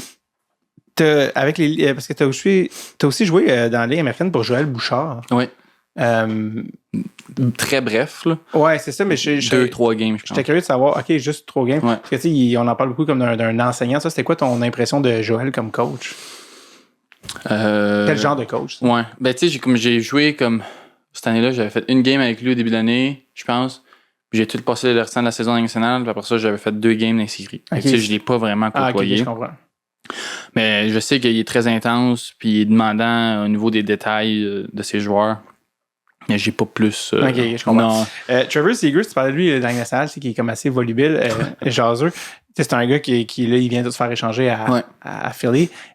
Tu parlais de Gatla, ça, mais les autres coéquipiers, comment ils le trouvaient, Zegras? Est-ce qu'ils le trouvaient gossant ou il était comme non? Je pense que, tu sais, veut pas. Il laisse percevoir une certaine caricature de lui-même. Je pense que, tu sais, c'est un portrait que certaines personnes peuvent penser qu'il est très cocky et tout ça. Arrogant. Non, arrogant, mais même pas. Quand tu le côtoies à tous les jours, c'est-à-dire, il est juste de même. Je veux dire, il est même pas cocky, c'est juste des fois comment c'est peut laisser comment il est perçu, mais au fond du compte, là, c'est un gars bien normal, puis j'ai eu de problème avec, puis on prenait des bières ensemble, puis on allait, tu sais, il me dit pas, t'es un petit Français, puis non, tu sais, pas de trouble. Moi, j'ai jamais eu de problème avec, mais je pense que c'est juste que quand tu le connais pas, puis tu le côtoies pas chaque jour, là, tu peux te donner une certaine perception de qu'est-ce qu'il y a de l'air, mais c'est pas ça. OK. Non, mais il y a tellement de. C'est cool, je trouve, on dit en anglais. Mettre les pendules à l'heure. C'est-à-dire que les gens peuvent partir de rumeurs, mais personne n'a joué avec. Toi, tu as joué avec. Tu l'as côtoyé pour vrai, tu sais. Mais c'est tellement facile. Des fois, tu peux avoir un vidéo, puis tu peux penser quelque chose de quelqu'un, puis c'est même pas ça. Les impressions, c'est très fort. Des fois, les impressions, tu sais, c'est absolument rien. Tu connais pas la personne à rien. Puis Zegras, c'est sûr qu'il parle, puis il fait des zigonnages à la glace, puis tout ça. Fait que c'est sûr que lui, il en donne des perceptions, là. Ouais. Ben non, au fond du compte, c'est un gars bien normal, bien terre à terre. Puis... Parlant de vedettes, les gars des livres, c'est des Austin Matthews. Ça, c'est quoi la dynamique dans une chambre quand t'as justement un gars comme toi qui est comme hey man, moi, NHL, là, j'ai mon rêve, là, j'ai mon premier one-way 3 ans, puis Austin Matthews, c'est comme je fais 12 millions, moi, cette année, quand même. Tu sais, comme genre, c'est quoi la dynamique entre. Parce que vous êtes genre, sur un spectre qui est très large entre les vedettes, les joueurs. Comment ça se passe? Non, c'est sûr que la différence salariale est là. Oui. Beaucoup. Mais. Tout est arrivé avec un truck puis un U-Haul. Je suis pas sûr que c'est Austin qui fait son propre déménagement. Ma première année, mon premier call-up dans la Ligue nationale, j'avais une Honda Civic tout cassé, un trou dans le bumper en arrière. Puis j'arrive pour me parker à l'Arena, puis Audi, Range Rover, Porsche, Ferrari. Moi, je suis là avec ma petite Honda Civic grise que la peinture écaillait avec mon toit en arrière. Fait que tu sais, la différence est là, mais à Toronto, les gars sont comme tu es dans une beer league. Là. Une ligue de garage. Une ligue de garage, bien chillax. Mm-hmm. C'est sûr qu'il va peut-être payer le super un peu plus souvent que moi je vais le payer. Mais non, il n'y a vraiment pas de séparation. On n'a pas de pomme pourrite là-bas. Là. Les gars sont vraiment terre à terre. Tanev, un boc de bière, il est heureux. Là. Il est super terre à terre. Il est vraiment le fun. S'il y a un gars qui a l'air d'être heureux avec un boc de bière, c'est puisque lui, en plus, il a comme une dent. Non, mais ils sont pas mal tous de même pour être franc. Je veux dire, il n'y a pas de. Il n'y a pas d'enflage de tête. C'est sûr qu'il y a un style de vie différent que le mien. Ouais. Mais dans la chambre, sa route, ça paraît pas. Ouais. Les gars des livres, mettons que je te nomme les gars des livres, dis-moi qu'est-ce qui te vient en tête. Nylander. Shaggy. C'est sûr son nom, ça? Non. Mais tu parles de son poil de chest? Le gars il a énormément de shag. Non, mais il l'aime, je pense. il est tout le temps en chest. Tout le temps. C'est drôle, ça. Il est juste comme très confiant en moi. Ouais. Si j'avais le 1/9 de cette confiance. Ah non, sa confiance est inébranlable. J'adore. Inébranlable. Tavares. Papa. Ah, ouais. J'aime ça. Revo, qui est plus là, mais que tu as côtoyé. Ouais, t'as le fun. Je l'aimais bien, Revo. Un mot. Attends, un mot ou juste quelque chose que je pense? Comme tu veux. Revo veut dire, c'est comme un grand frère. Ouais, il aimait nous taquiner, il aimait taquiner les jeunes. Tu sais, lui, la vieille école aussi. Ah ouais. Tu sais, lui, dans son temps, quand il était rookie, lui, se faisait taquiner solide. Ouais. Dans c'était de l'intimidation. Ouais, c'est ça. Pas de taquiner intimidation. En même temps, lui, tu peux pas vraiment le taquiner trop fort parce qu'il va surveiller puis il va t'en sacrer une. Oui, c'est ça. Mais tu sais, il aimait taquiner les jeunes, mais de manière correcte. Là. C'était juste drôle. Bienveillante, comme un grand frère. Exact. Max Domi, qui joue à Montréal. Oui, Max Domi joue à Montréal. Lui aussi, on va dire, lui, il fait ses affaires, par exemple. Il fait ses affaires, il est très méticuleux. Ouais, méticuleux dans son alimentation, puis tout ça. Y a-tu encore son chien? C'est comme un chien qui veillait son diabète. Oui, il y en a deux Il y en a deux même. chiens puis un chat, Ah si ouais. je me trompe pas. Parce qu'il y avait un Mais chien oui. pour le diabète. Oui. Mais là, il est rendu avec un autre. Ouais. Comme un autre, je vais pas dire Ouais, gadget. la là. technologie qui fait que tu peux garder ton insuline. Ouais, lui, c'est quelque chose, ses affaires. Puis je lève mon chapeau pour être autant discipliné par rapport à ça, parce que lui, c'est vraiment dangereux, Ah là, oui, sa vie. Absolument. Mais un mot, je sais pas si on lui a dit un mot, mais un mot pour Max. Je pensais que tu allais dire Pitbull. Ouais, c'est vrai que des fois, il Il fait de la essaie de coche. On peut mettre ça, on peut mettre Pitbull. Puis le dernier, je te dirais Marner. Placoteux. Ah oui, c'est un genre. Ah, un placoteux. Est-ce que tu pensais qu'il y avait des chances qu'il reste à Toronto? C'est sûr qu'on l'espérait, mais il a été quand même. Tu sais, moi, il m'en parlait pas. Là. Non, c'est ça, vous parliez pas de ça. Non. Puis je pense qu'il était quand même assez bon à travers tout ce que sa famille, lui, ont vécu à travers tout ça. Tu sais, c'est pas des décisions faciles là, qui viennent de là. Mm-hmm. Puis je pense qu'il a été assez correct envers tous les gars de garder ça, comme je peux dire, de côté pour toute la saison. Puis il savait qu'on avait une chance de se rendre loin des séries. Puis il était capable de tout mettre ça de côté. Puis qu'il se focusser sur l'équipe malgré tout. Là. Parce qu'il s'est sorti comme hier que côté sécurité, il se trouvait que c'était rendu plus tough à Toronto pour sa famille. Non, c'est sûr que partout où il y a des fans, il va toujours avoir des extrémistes. Ouais. Puis mais des fois, ça dépasse les limites. Mm-hmm. Puis quand ça touche ta famille, mais c'est une corde sensible, c'est sûr. Ouais. Toi, tu as eu Sheldon Keefe. Oui. Puis là, tu as... Oui. qui est un autre style de jeu, de coaching, je veux dire. Parle-moi un petit peu de c'est quoi le style à Sheldon Keefe, puis c'est quoi le style à Berube, puis la différence un peu entre les deux. C'est sûr que je conseille avec Chief, parce que c'est frais dans ma mémoire. C'est beaucoup plus direct, beaucoup plus physique. Puis tu sais, on veut tourner le puck rapidement. Puis c'est direct au filet, le plus de shots. Puis tu vas être genre tough à jouer contre. Genre, tu sais, lui quand il jouait, c'est un. Je vais pas dire le mot psychopathe, mais il s'est pogné. Là. Sheldon Keefe, ça. Non, moi je parlais de Chief, excuse. Ah, quand tu dis Chief, tu parles de. Oui, son nom c'est Chief. Ok, excuse, je pensais que tu t'étais trompé dans tes mots, tu vas dire Keefe. Non, Chief c'est Berube. Chief, c'est le surnom de Craig Berube. Ouais. Et lui, ok, mais oui, lui, c'est ça, lui, c'est très straightforward. Ouais, straightforward, hard to play against, gros body, il amène le puck au filet, la relance rapide, puis c'est pas mal ça. Ok. C'est straightforward, mais c'est simple. Il n'y a pas de zone grise, c'est noir ou blanc. C'est ça, fait que c'est un autre style. Avec Keefe, c'était différent. C'est beaucoup plus de contrôle de la rondelle. Beaucoup plus de contrôle, beaucoup plus de possession. Mais les deux essaient d'être directs, mais c'est juste comme des fois. Chief, on va chercher on va mettre la puck au filet, puis on va aller pogner le retour au filet. Avec Kiefer, c'était différent. Il y a beaucoup de possession, puis des fois, c'est aller chercher peut-être la meilleure chance avant de lancer. Je sais pas comment j'essaie de l'expliquer de la bonne façon. C'est clair. Il n'y a pas de mal, il n'y a pas de bien, mais c'est juste comment tu veux construire ton équipe. Il y a une équipe qui sont excellents dans une manière plus simple, et d'autres équipes qui fonctionnent moins bien dans une manière trop simple. Ça dépend le type de joueur que tu as. Là, je pense que Chief a fait Chief qui est Berube, a fait une bonne job par rapport à ça, de simplifier le tout, puis qu'on a cherché plus de chances directes. Est-ce que c'est plus défensif, Craig Berube, que Sheldon Keefe? Non, les deux, c'est des systèmes. Il y a 3 systèmes je pense, dans le hockey. 1-2-2, 2-1-2, 1-3-1. Exact. Quasiment. Fait que tu sais, toutes les équipes jouent pas mal de la même façon en ce moment. Fait que il y a beaucoup de similitudes entre Keefe et Chief. Ouais.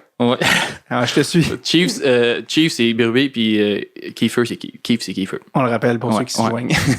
Il y a beaucoup de similitudes, mais je pense juste que des fois, c'est dans comment tu l'expliques, comment tu l'amènes à tes joueurs, que des fois, qui fait la différence. C'est ça que j'allais te demander, dans le style de communication, en quoi sont différents? Parce que ça, on a parlé de style de jeu, mais dans le style de communication, en quoi sont différents? Berube est très simple.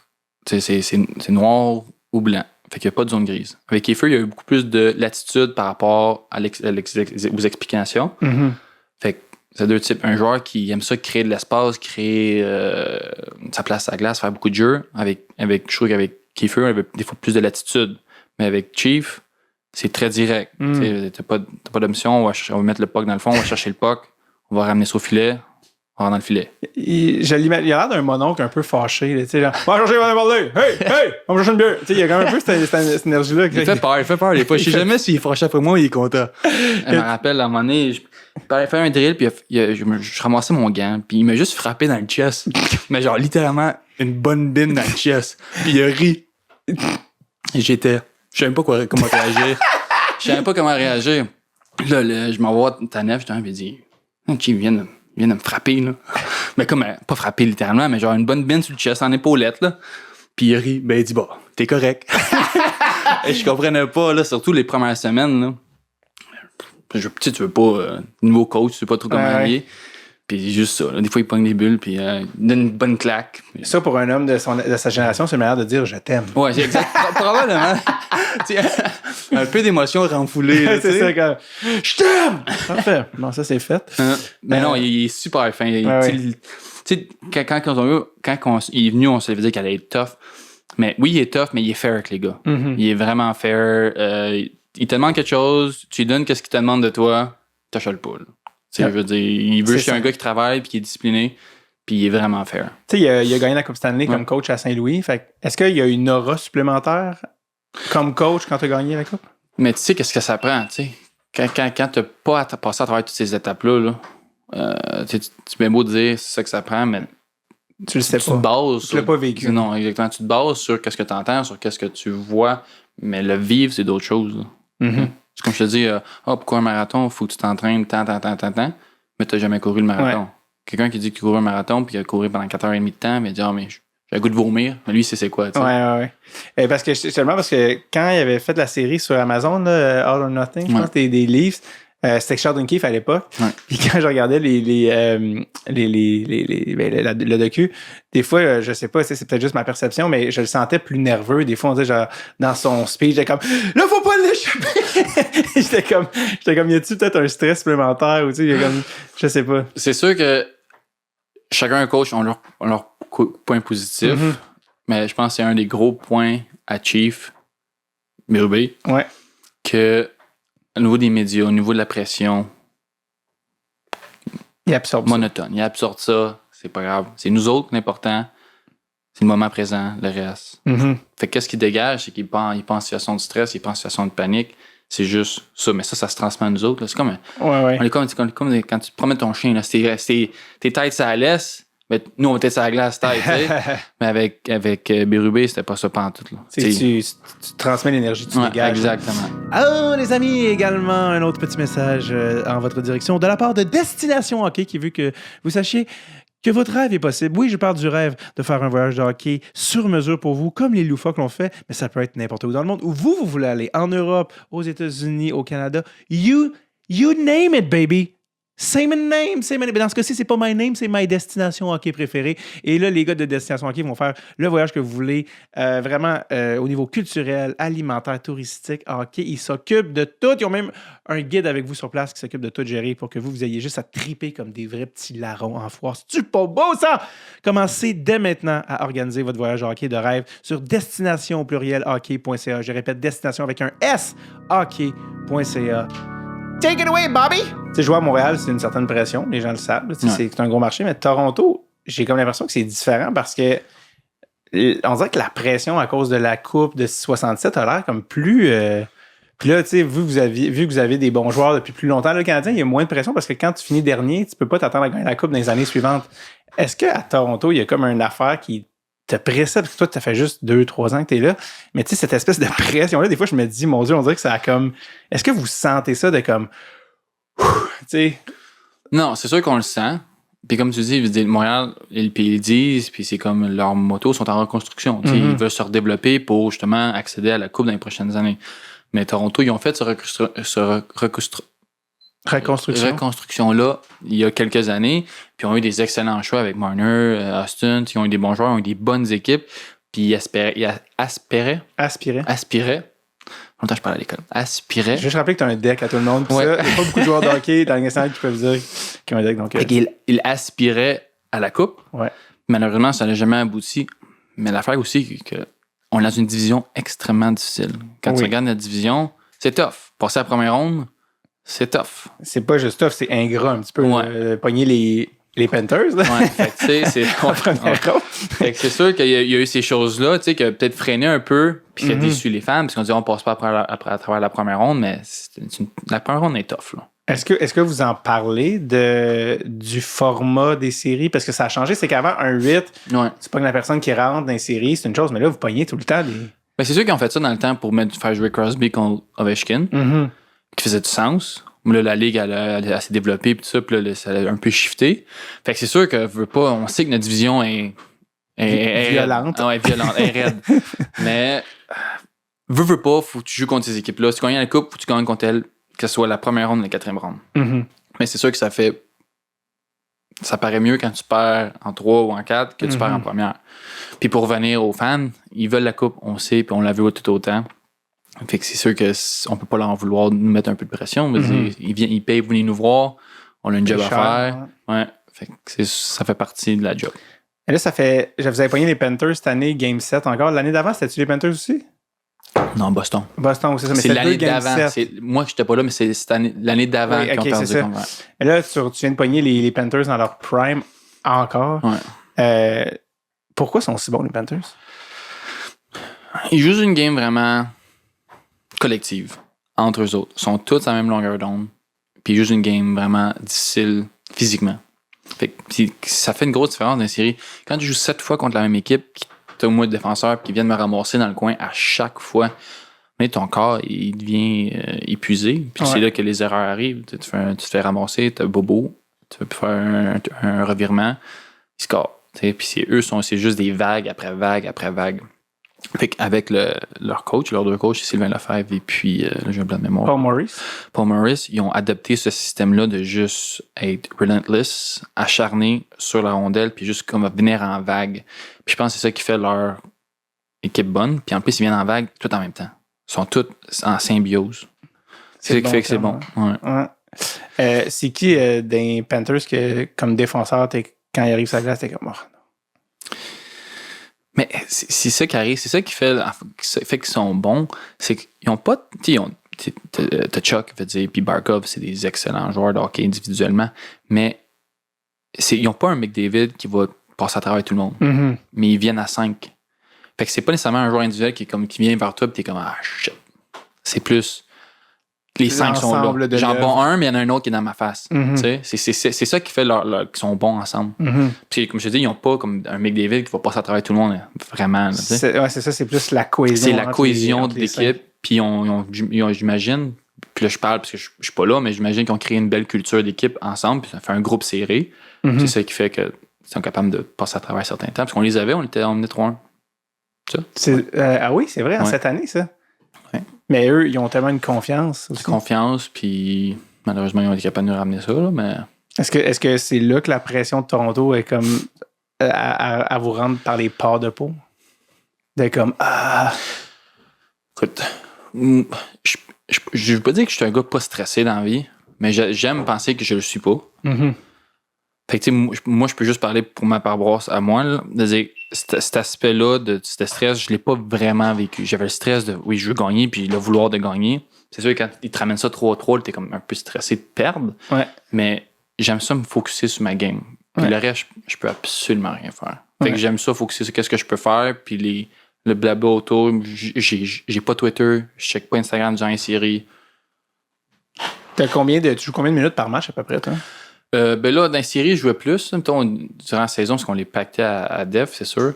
T'sais, dans la saison, je jouais entre 14 et 16 minutes par match. Puis là, dans les séries, je jouais entre 18 et 20. Puis c'est quoi la différence concrètement pour toi quand le style de jeu entre les séries? Puis parce qu'il y a une raison pour laquelle tu joues plus en série. Là. On dit que c'est plus physique, c'est vrai? Mais ça fit plus dans ma game. J'ai une game très simple. Quand la game de série elle arrive, en anglais, ça se narrow down. Ça veut dire, tu n'as plus grand place à faire plein de cuillères et tout ça. Parce que si tu manques de cuillères, les chances que ce soit un but dans ton net sont assez hautes. Tu veux pas faire cette erreur-là. Fait que la game devient très, très, très simple, mais qui fit dans mon moule à moi. Puis je fais pas de cuillère à ligne bleue. Elle s'en va dans le fond, dans le coin, puis c'est pas mal ça. Fait que pour moi, la game des séries, elle tombe juste dans mon moule, dans ma chaise, quand on revient à la chaise. Puis j'aime ça jouer physique.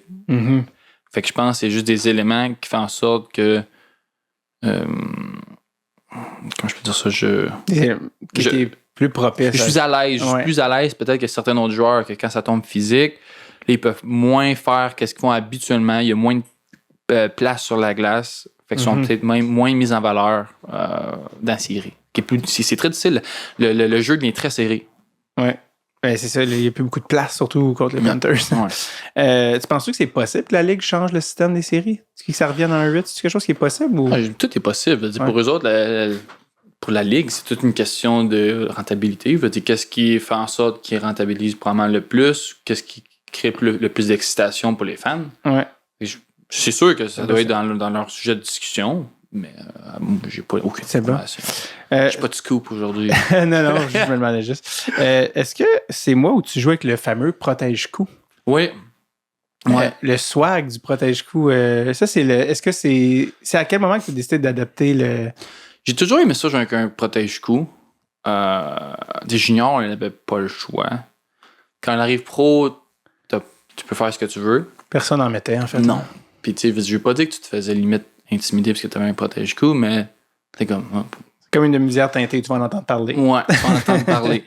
Mais là, avec le malheureux incident qui est arrivé en Angleterre. En Angleterre, oui. Puis là, j'ai comme fait. Puis avec ma petite qui s'en venait. T'allais avoir un enfant. Ouais, j'ai fait là. C'est juste un protège-coup. C'est-tu ta blonde qui t'a dit là, tu vas mettre un protège-coup? C'est toi qui as dit non. Tu joues pas au hockey, tu peux pas protège-coup. Non, je veux dire, je pense que c'est juste moi. Je dis, j'avais pas goût qu'un accident arrive. Puis des fois, c'est une bad luck. Là. Ouais. C'est stupide. Des fois, dans les pratiques, moi, je fais me couper les poignets dans les pratiques, tomber, puis. Un patin qui passe. Ouais, tu sais. C'est juste éraflé, mais le ménage avec des protèges. Poignets aussi. Qui sont aussi anti-coupeurs. Anti-coupeurs, ouais. Okay. Mais au niveau du protège-cou, j'ai juste réalisé que, tu sais, oui, c'est peut-être plus cute, pas de protège-cou, mais ça valait pas la peine que quelque chose de grave arrive. Puis, est-ce que tu il me dérange pas. Est-ce que tu n'as entendu parler de tes coéquipiers? Non. C'est plus.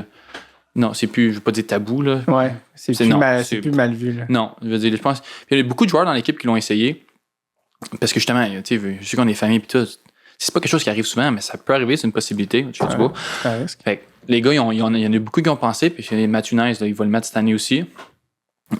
Puis moi, il me dérange pas. Je le mets, puis ça me tient même au chaud. Parlant du swag, t'as joué une game extérieure où t'avais tout un swag avec oui, ok, ouais. une combinaison cagoule, demi-visière et lunettes fumées. Ouais, puis la moustache qui sortait. Et la moustache et la station. Est-ce que tu pouvais garder les lunettes pour la game? Ben, c'était une pratique intra-équipe. Ouais, non. Si j'aurais joué une vraie game avec ça, m'aurait probablement fait ramasser.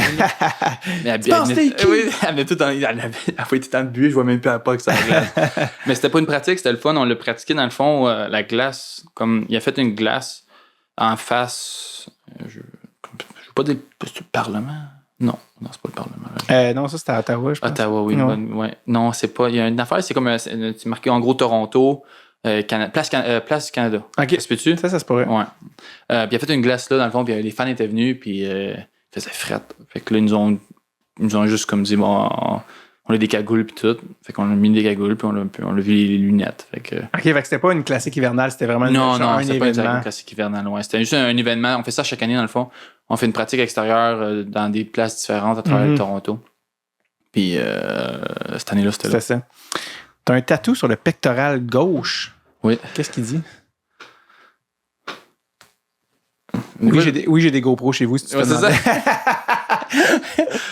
Dans le fond, c'est une phrase de Gandhi. Oh. Ouais, qui dit, dans le fond, je vous dis en français, un auditorial. Auditoire. Un auditoire francophone. Oui. Qui dit, dans le fond, que la force. Je te laisse le temps de le traduire en ta tête, là, quand même. Dans le fond, la Parce force. que tu l'as dit, tu l'as en Punjabi, je pense, sur toi. Oui. Tu l'as en anglais. Je vais le faire Google Translate à chaque fois. Dans le fond, c'est la force vient pas de la capacité physique, vient de la capacité du mental, dans le fond. De la capacité de vouloir vaincre à tout coup. C'est ça que ça veut dire. C'est comment t'es venu à cette quote-là? T'as-tu vu un film? T'as-tu lu un livre? T'as-tu vu un post sur Instagram? Comment t'es venu à cette situation? J'ai fait ça quand j'avais... OK, c'est pas récent. Non, j'avais 15-16 ans. OK, t'étais jeune? Ouais. Je vais dire maximum 17. Ma première année dans le junior majeur, j'avais fait ça. C'était une quote qui me touchait sur le moment. Puis j'ai décidé de me le tatouer sur le chest, I guess.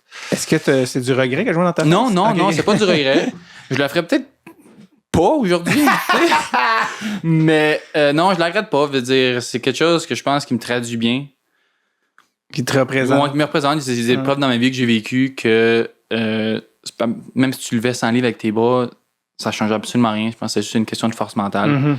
Puis ça me représentait bien au moment que j'ai décidé de le faire. Qui me représente encore aujourd'hui. C'est l'association jeune de 15-16 ans, joueur de hockey, et Gandhi se fait pas toujours automatiquement. Non, c'est sûr que c'est un mélange assez spécial. Mais toi, je le dis en anglais, c'est strength does not come from physical capacity, comes from indomitable will. Donc, c'est peut-être mieux dit en anglais qu'en français. Non, mais comme ça, on a la version traduite et la version originale. Il y en a qui veulent peaufiner leur traduction. Mais le désir intérieur plus que la force physique. Ouais. T'avais-tu vu le film de Gandhi? C'était ça à l'époque? Non, pas pantoute. Même pas. Je pense que pour être franc avec toi, je regardais probablement des quotes sur Internet que j'ai vu qui m'intéressaient. Puis après ça, j'ai dit, c'est Gandhi. Tu pensais que c'était The Lord of the Rings? C'est ça. Je pensais que c'était Gandalf. Gandalf. Ah, ça, c'est un autre, hein? Qui? Colin. Ben, t'as-tu d'autres quotes sur toi? Non, j'ai pas de quote. J'ai une manche complète. OK. Mais... C'est très populaire, hein, chez les joueurs de hockey, les manches. Ouais, assez. Je pense que c'est devenu un peu... La norme. La norme. C'est à cause d'Austin qui a popularisé ça. Austin Matthews, il y a des manches. Là. Y en a-tu deux? En tout cas, il y en a au moins une. Il y en a au moins une facile. Il y a d'autres tatous aussi. Mm-hmm. Je dis pas ça parce que je prends ma douche chaque jour avec. Mais ouais, non, je pense qu'au niveau de hockey, je pense que Seguin, il y a deux manches aussi. Ouais, beaucoup de joueurs. Ouais. On dirait que la génération avant, c'était le tatou d'épaule des messieurs. Oui. Tout ça. Puis la génération milléniale, c'est les sleeves avec une petite montre. Il y a aussi une mode en arrière du mollet. Oui. Dans le temps, quand ils gagnaient la coupe, souvent ils mettaient ça en arrière du mollet ou des tatous en arrière du mollet. Ouais. Feuille du Canada. Si tu gagnes la coupe, tu te fais-tu un tatou? Non, je pense pas. Tu veux pas mettre une quote de genre une go genre elle savait gros Robert 2016 c'est un party show. J'ai vu sur internet, ça m'a inspiré. Non, je pense pas. Je pense que je n'en ferais même pas de tatou si Aucun? Ah! Ouais. Attends, ça c'est intéressant. Ouais. Explique-moi ton raisonnement. Ça c'est pas agréable faire des tatous. Ça fait mal. Ça fait mal. Puis je suis pas gros, j'ai pas de gras. Je suis ses os. Ça résonnait, là, tu sais. C'est comme. Surtout ici, là, c'était pas agréable. Quel âge t'as fait la manche? Dans le fond, c'était pendant le COVID. Donc 2020-2021. Ouais. Fait que j'avais une vingtaine d'années. Mais je pense pas que je le referais. Tu sais, je veux dire, je regrette pas. Je regrette pas mes tatous. Mais je pense que je le ferais pas. Est-ce que t'as une raison particulière? Non, j'allais dire, est-ce que tu as des conseils à donner aux gens qui veulent se faire des tatous de attends 5 ans, voir si tu le veux encore? Ouais. Si tu attends 5 ans, tu le veux encore, tu peux te le faire. Ouais. Mais pas si tu as 5 ans. Faut que tu ailles en haut d'un certain âge. Ouais. Sur un coup de tête, fais attention à ce que tu fais aussi. Tu sais, des fois, tu fais un tatou puis tu trouves ça drôle. Mais après ça, quand tu arrives avec des enfants puis tout, puis t'as quelque chose de pas trop le fun, je sais pas, c'est en quelque part moyen. Là. T'en as-tu un tatou de même? J'en ai un ici. Mais c'est pas rien que je regrette non plus. Là. Mais je l'aurais vraiment pas fait, lui. Dans le fond, mais ça fait un bon souvenir. Ouais, vas-y donc. On était à mon rookie party dans la Ligue américaine. Et puis, on avait ben du punch aux pommes. Ouais. On avait des épreuves à faire. C'était une danse des années 80. Ouais. On avait eu des épreuves à faire. C'est comme t'es rookie, fait qu'ils te font passer à travers certaines choses. Puis après ça, t'avais des épreuves à faire. Puis là, t'accédais à des points en faisant certaines choses. Puis un tatou, c'était 1000 points. Puis j'étais avec 2 autres Québécois. Puis on travaillait dans un tattoo shop miteux. Miteux. Est-ce que vous désinfectez vos aiguilles? Non? Good. C'est sûr que c'était non. C'est sûr que c'était non. Fait que là, on dit, on va faire le tatou, pour avoir le 1000 points pour qu'on puisse gagner. Non, mais j'ai même pas gagné. Ah, non! Puis là, c'est ça. Non! Puis là, on a décidé de faire... sur le moment, on trouvait ça, c'était cool, là, un encre sur les ribs. Un angle de bateau. Un angle de bateau, bien simple. Là, Popeye. Tout croche, à main levée. Fait que c'est ça que j'ai, ces ribs. Mais il me dérange pas, il est en dessous de mon bras, on le voit pas. Ok. Il est pas si gros. Non, il est comme... Ok. C'est comme, il est plus gros que je pensais. Ouais, un petit 2 pouces. Tu le vois, là. Mais, tu sais, c'est juste drôle parce que je m'en rappelle, ça fait une bonne histoire. Ouais. Mais... C'est un souvenir plus qu'un tatou. Ouais, hey, tout croche. Le lendemain matin, je me suis réveillé. Aïe! Ah, c'est vrai. Fait que la morale, c'est quand vous êtes sous, faites pas le tatou tout de suite. Attendez. Ouais, c'est ça. Ne consommez pas et faites pas de tatou. Ah, c'est malade, j'adore ça. Tu n'as-tu d'autres des tatous? Là? Non, là, c'est fini. Là, c'est le tour. Là. J'ai le bras, chest, puis encre. Fait que là, justement, là, t'es. Là, je suis. Ouais, fini. C'est quoi ton bras? C'est. Là, j'ai complet. Là. J'ai un loup, j'ai des arbres, j'ai 2 cardinals, puis j'ai la Lady Justice. Ah. Même si t'as des enfants, t'es comme. J'en fais plus, là. Il y a une place ici là, que je garde ouvert. Là. Ah, bon, me dit, tu vas-tu tatouer le nom de ta fille, whatever. Et son nom, elle aussi. Mm-hmm. Mais j'ai dit non. Je viens de dire que j'en veux plus. C'est ça. Ben, j'ai juste pas le goût en ce moment. Peut-être que je vais changer d'avis. Mais attends d'avoir combien d'enfants t'as. C'est ça. Parce que là, si tu commences, c'est comme quand tu commences à écrire trop gros puis il reste plus de place. Tu sais, Ouais. mettons, C'est un long nom. Fait que, de ta fille, ça? Ouais. C'est quoi? Amy Jade Rose? On l'a pas dit. Ok, ben t'es obligé de le dire. Ouais, je pense pas qu'on l'a dit. C'est correct. Puis on la met pas non plus. C'est réseau, non? Je respecte ça complètement. Ouais. Je ferais la même chose, pour être honnête. On peut dire, Mais c'est un nom vraiment drôle que tu disais déjà. on peut dire no Name Benoît. Bébé numéro 1. C'est ça, bébé numéro 1. Non, je comprends ça complètement. Peut-être que ma blonde, elle l'a mis sur les réseaux sociaux, mais je pense pas. Moi, je me tiens, je tiens à l'extérieur. Ben Papa oui, protecteur, papa poule. Je ferais la même chose. Tu prévois avoir des enfants bientôt? Faut juste que je trouve la bonne fille. Toi, t'es avec ta blonde depuis longtemps. Ouais, je l'ai rencontré ma dernière année junior, fait que ça fait 8 ans. Fait qu'elle a déménagé avec toi, a vécu un peu toute le journey. Ouais, elle a vécu le journey, up and down. Elle était vraiment bonne, elle a vraiment supporté dans les moments que justement, quand j'avais pas ma chance, puis c'était des déceptions. Elle était vraiment bonne, puis elle me suivi tout au long. Puis je lève mon chapeau pour ça, puis j'ai une grande admiration pour son support envers moi, puis je l'aime pour ça. Puis est-ce que ben là, vous avez un enfant qui est quand même assez jeune, fait que tu ne travailles pas, c'est ça? Parce que je parlais récemment à Alex Carrier, que sa blonde a fait sa médecine. J'étais comme, ça, c'est pas souvent que... Non, eux c'est quelque chose. Là. Je leur lève le chapeau. À distance. Puis, Elle a quand même fini son université, par exemple. À San Diego, elle faisait ses cours à distance pour finir sa... OK. Ta blonde a fini son université. Ouais, mais le bac, c'est le premier diplôme universitaire. Ouais. Deuxième cycle, tu peux faire une maîtrise. C'est ça. Elle a fait son bac à l'université Laval, à Québec. Québec, ouais. Puis en admin, je pense. Là. Puis elle a quand même fini, on va dire à distance. Elle a fait son bac. Deck et bac. Ouais. Non, mais j'aime. Des génies. Vous avez soif et vous avez toujours rêvé de boire Max Talbot? Eh bien, c'est un rêve presque possible d'une certaine manière. Oui, le plus proche que vous pouvez passer de boire Monsieur Max Talbot, eh bien, c'est du Be-High. Il montre à l'écran une bouteille de Be-High au raisin. Oui, Be-High, la boisson sportive québécoise par excellence, sucrée entièrement de sirop d'érable pur. Oui, la moitié du sucre de toutes les cochonneries que vous retrouvez sur le marché. Laissez faire les marques qu'on connaît, qu'on n'a même pas besoin de nommer, qui finissent toutes par Aid. Et allez-y avec Be-High, to be high on life. Oh my God. Le gars, il est juste en feu. Genre, c'est juste trop sick. Genre, c'est pas du tout niveau impro secondaire 2.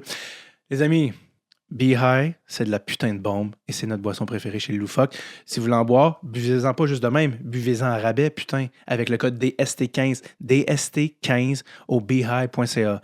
Comme ça ou en poudre. Oui, vous avez bien compris, en poudre. OK, DST15, beehive.ca. De retour à l'épisode. Sur les réseaux sociaux a circulé, parce que des fois il y a des clips, mais ton combat avec Michael Kessering du Utah. Ouais. Parce que tu as fait ils disent en anglais Airborne, mais tu as fait le saut Superman. Ouais. Qui a été popularisé par Kevin Bieksa, c'est-à-dire de sauter dans les airs pour aller chercher le punch, parce que oui, il faut que tu te battes des fois dans ton rôle. Parle-moi de ça. T'avais-tu prémédité, genre, OK, quand je vais arriver dans un combat, d'une game, je vais essayer mon move comme à Mortal Kombat, genre WBBAS, puis t'as sauté? C'était plus, mettons, quand tu joues à Mortal Kombat, t'accroches le bouton. C'était plus comme ça. Écoute, j'ai pas prémédité, c'était juste sur le moment. Et je l'ai fait. C'était comme même Georges Saint-Pierre a commenté, puis je veux pas dire qu'il m'a rincé, il m'a dit belle intention, trop télégraphié, puis t'as manqué ta cible. Tu sais, c'était une belle photo, mais ça a pas fonctionné pour 2 scènes. Après ça, j'avais plus de grip. J'avais quasiment disloqué le pouce. Après ça, mon pouce est resté pris dans son chandail. Ça a pas bien été. Mais la photo était belle. C'est ça, c'est exactement ça donne un bon show, mais faites pas ça si vous voulez. Non, logiquement, c'est pas la chose à faire. Puis attends, Georges Saint-Pierre a commenté sur ça. Ouais. C'était-tu sur ton compte? C'était Non, sur, mais je pense qu'il a fait un tweet comme probablement sur un vidéo. Il aura posté la vidéo puis il a fait un tweet. C'est ça qu'il disait trop télégraphié, t'as manqué ta cible, mais bien essayé, tu sais. Est-ce que tu as déjà parlé? Non, j'aurais dû. Ça m'aurait pas dérangé. Peut-être une coupe de combat. J'aurais dû saisir la chance. Conseil. Non, conseil. Tu sais. Mais conseil. Mais je réessayerai pas, le Superman. Non. C'est fini. Ouais. Il est retraité. Est-ce que. Même s'il est retraité, je pense qu'il est encore. Je voulais dire le mot, peut-être okay, que George. Alors, George, il nous rince. Il nous rince. Toute la gang ici. Il nous tue, en fait. Il pourrait nous tuer. Ses mains sont des armes blanches. Non, j'allais dire, côté conseil de combat, as-tu appris de te battre de certains. Y a-tu des gars? Parce que tu sais, c'est une autre affaire, se battre. Il faut que tu apprennes la technique de. Ben, sur la glace puis hors glace, c'est deux choses complètement différentes. Oui. Tu peux prendre un gars de UFC en dehors de la glace puis le mettre sur la glace. Il va se faire tuer. Il va rester en équilibre. Il va se faire tuer, mais il n'y a pas de ballon. Il n'y a vraiment pas de ballon. Fait que c'est deux choses différentes. Tu sais, il y a une. Tu sais, on est en rotation, on a juste une main parce qu'on tient l'autre. Mm-hmm. Fait que tu sais, c'est vraiment différent que du combat hors glace. Hors glace. Je sais qu'il y a beaucoup de gars qui font de la boxe, mais j'aime ça demander aux batailleurs qui ont beaucoup de combats dans la ligue. Dans la ligue, là, des trucs. Ryan Reeves m'a donné des trucs, Luc Gadzik m'a donné des trucs. C'est deux gros batailleurs. Puis c'est juste savoir comment mieux me protéger. Mm-hmm. Dans le fond, c'est ça. C'est correct de donner des coups, mais quand t'en reçois, ça fait mal. Tu peux te blesser malheureusement, puis c'est pas quelque chose que je recherche à faire. Fait que me battre, c'est pas quelque chose que j'aime faire, mais ça fait partie de ma job, je la comprends. Tu te bats combien de fois par année dans une saison? Là, je pense que j'ai une moyenne de 3 à 4. OK. On garde ça raisonnable. Pour les occasions spéciales. La mère sera pas contente sinon. Parce que Revo, là, mettons que tu joues contre lui, tu veux pas te battre contre lui. Non, mais si j'ai pas le choix, je veux dire, j'ai pas le choix, je le ferais. Mais non, t'as vraiment pas le goût. Parce que lui, là, même si vous êtes amis et vous avez joué ensemble, il va pas se retenir pendant le combat. Là. Il va pas faire attention. J'aime croire que oui. C'est une belle... Ouais, mais tu sais, non, je veux dire... Mais tu sais, je me suis battu contre Mathieu Olivier. Mathieu Olivier, c'est un... tu connais, à qui t'as joué. À qui j'ai joué à Shawinigan, à qui je connais très bien. Les gars... Je pense que c'est le plus top de la ligue en ce moment. C'est dans en fait, pas je pense. Ben oui, je pense que c'est le plus top de la ligue. Ouais. Il y a mon top numéro 1. Là. Il est dans son prime. Je pense qu'il a été gentil avec moi. Tu sais, il veut dire, il y a un certain respect. Il m'a demandé, j'ai dit OK, parce qu'il m'a demandé. Mais je pense qu'il a été gentil avec moi, puis c'est bien correct. Il n'avait pas besoin de te tuer. Non, il n'a pas besoin de me tuer. Il m'a donné une bonne. Je l'ai bien senti. T'as donné pour ton argent? Ouais, donné pour mon argent. On a fini ça comme des grands. Comme des grands. Je suis allé le voir après la game, puis j'ai donné un beau petit câlin. Parce que c'est ça. Oui, non. Après la game, vous... Oui. Des fois, ils vont manger ensemble, les gars qui se battent. Ben oui. Ça c'est arrivé plusieurs fois. En même temps, je me suis battu, puis junior, j'ai vu le go bar après. On a pris une bière ensemble, puis on en riait. Ça fait partie de la game. Les fans aiment ça. Il y en a d'autres qui aiment pas ça, mais il y en a qui aiment ça. Des fois, c'est juste une question de protéger tes joueurs. Mais il n'y a pas de... sans rancune, comme on dit. Écoute, on a fait un tour de plein d'affaires. Y a-tu des affaires, y a-tu des anecdotes ou des trucs que tu n'as pas compté, que tu dis ça, c'est.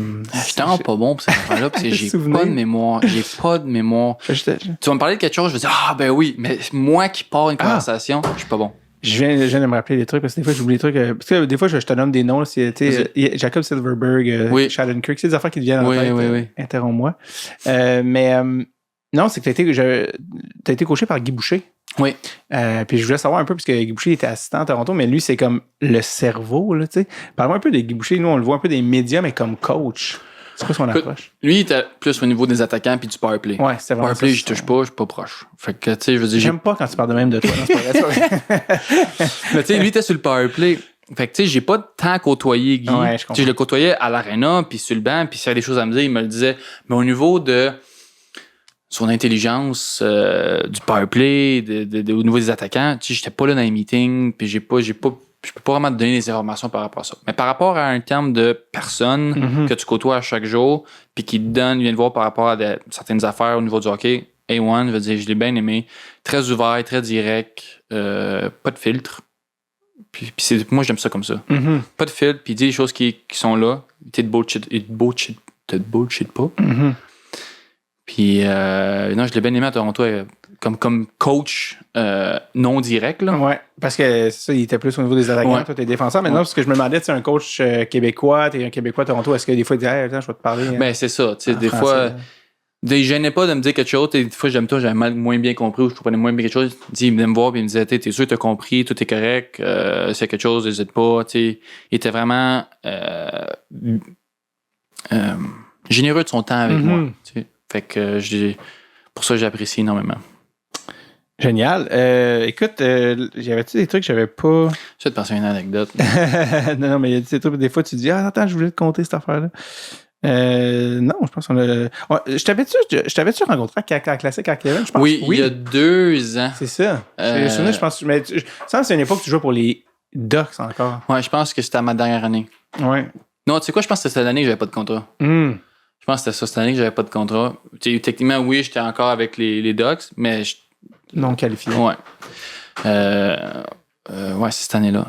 Et j'avais perdu comme 15 livres cet été-là. De stress. De stress. Ah ouais, de stress. Pas de contrat, là. Je venais d'acheter ma maison, j'avais pas de contrat. J'ai signé le 28 août. Tu sais, on avait des pourparlers. Ouais. Mais des pourparlers, ça te paye pas, là. Ouais. Et j'étais stressé au coton. Est-ce que 15 livres, c'est le vrai chiffre? Dans le sens que tu t'avais perdu pour vrai 15 livres? je pense, 15 livres, ouais. c'est beaucoup, là. Ouais. Pour un athlète. En 10 et 15, fais un chiffron, ton 12, là. Tu dis 10 et 15, donc tu dis 12 livres, ouais, facile. Ah ouais, que Ouais. tu dis De juste... 210 à 195. Je l'ai repris vite. Qu'est-ce que c'est un J'étais poids? tellement heureux, j'ai été Non, ouais. saoulé, j'ai pris un tatou, j'ai mangé du burger. J'ai écrit un tatou YOLO dans le dos, mais faites pas ça, les gens. Non, faites pas ça. Déconseillé. Fait que ça, c'était... Ah oui, Ouais. c'était là, fait que tu t'en souviens, ouais. Ouais, c'est cette année-là. Dans ce temps-là, ta blonde, était-tu un support moral? Oui, elle était support moral au coton. Puis ton agent, dans ce contexte-là, t'es-tu comme... Fais ta job! T'es-tu comme, mais rendu le 28 août, t'es comme, je te paye, ah ouais! Tu sais, comme...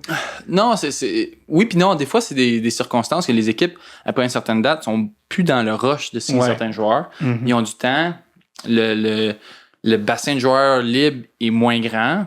Fait que, tu sais, c'est plus long avant que les choses se fassent. Mm-hmm. Tu sais, ils vont en vacances. Tu sais, ils sont pas tous l'été, ils sont comme, faut que je signe un gars. Ouais. Puis là, ils appellent à chaque jour. C'est plus ça. Ah, je te te rappeler. Ouais. Une semaine passe, 2 semaines passent. Attends, je suis à Cancun, je te rappelle. Ouais. Ben, par exemple, Marc-Edouard Vlasic est dans cette situation-là en ce moment. Marc-Edouard, il est agent libre, puis Agent libre, il ouais. attend de voir. Mais lui, c'est une situation différente. Je veux dire, tu sais, il a eu sa carrière Ouais, pendant il a eu longtemps, sa- puis tu sais, son expérience. Ouais. Moi, c'est qui. Moi, j'étais un petit Québécois à Anaheim, personne ne m'avait joué. Là. Ouais. Là, t'es dans ta deuxième année de ton contrat de 3 De mon ans? 3 ans, oui. Dans ma deuxième année de mon contrat de 3 ans. Fait que dans le fond, c'est quoi, 1, quelque 1.3. 1.3, puis là, il te reste une autre année l'année Ouais. prochaine. Quand tu vas faire ton contrat, tu vas avoir quel âge? 28. Fait que ça, pour toi, c'était-tu... C'est prime. C'est ça que c'est le but quand tu négocies un contrat comme ça, c'était je veux tomber de tout ça. Ouais. À 28 ans, c'est une belle situation dans laquelle me mettre pour. Ouais. C'est sûr que moi, avec l'enfant qui s'en venait, je voulais un peu plus de sécurité. Pour ça, j'ai pris 3 ans. Ouais. Je voulais 3 ans. Mais c'est sûr qu'à 28 ans, comme défenseur, ils disent que c'est le prime. T'sais, à l'attaquant, c'est un peu plus tôt, 26. Mhm. Défenseur, c'est 28 parce que c'est pas la même game. Non. Fait que moi, je tombe techniquement dans mon prime. Fait que ça tombe. Je trouve que j'ai une bonne saison, puis me peut mettre dans une bonne direction pour mon Ouais. prochain contrat. Puis là, tu vises peut-être du plus long terme. Là. Quand tu as 28 ans, j'imagine que tu veux du 4, 5, 6 ans, si Ouais. tu es capable. Mais c'est ça aussi, je vais avoir quasiment 500 games dans ma cravate. À ce stade-là. À ce stade-là, ouais. Ouais. Là, je suis rendu à 3. C'est une bonne question. 300, je pense. C'est pas pire. Mais Ouais. si tu mets un 160 games de plus, Ouais. tu vas être pas loin du 500. Ouais. Fait que là, après ça, les équipes savent t'es qui, savent à quoi s'attendre de toi. Tu sais, tu veux toujours te développer, tu veux t'améliorer, mais c'est plus genre, ah, c'est qui lui? Puis laisse-moi checker des vidéos. C'est plus là. établi. Ouais. Simon, merci vraiment d'être venu ici, mais d'autant plus avec un pick-up et un trailer À ne pas refaire. qui, j'espère, sont encore là. Non, c'est Ouais, pas- c'est pour ça que j'ai mis des cadenas sur mon trailer. Je te souhaite le plus grand succès à Toronto. Et par succès, je veux dire perdre en première ronde dans cette match. Non, c'est pas vrai. Hey. C'est pas vrai. Non, merci vraiment d'être venu. Des fois, maintenant, j'ai oublié des affaires. Mais ça a été un plaisir. Là, si je gagne la coupe, moi, me tatouer, j'y avais dit. Et oui! genre.